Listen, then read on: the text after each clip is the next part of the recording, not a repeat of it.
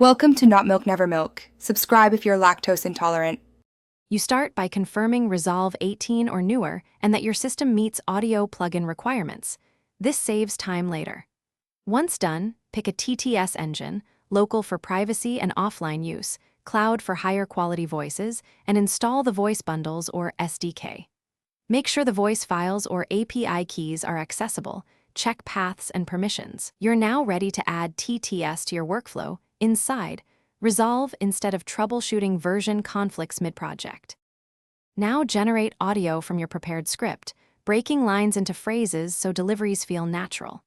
Export high-quality files, 48K HZ and 24-bit preferred, to avoid resampling artifacts in Resolve.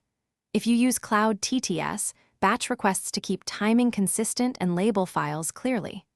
After export, import the WAV or AIF into Resolve's media pool. Then place items onto the timeline and align them to markers or subtitles.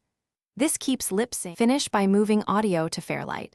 Trim, add short crossfades, and nudge phrases for conversational rhythm.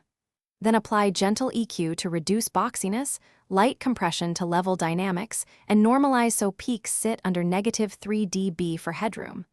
Once the mix matches your picture, export a master WAV. If timing or tone is wrong, regenerate the specific TTS segment and replace it. This targeted re-export fixes problems quickly.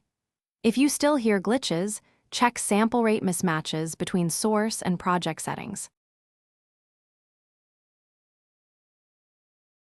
Thanks for watching. If this was helpful, leave a like and consider subscribing. See you next time.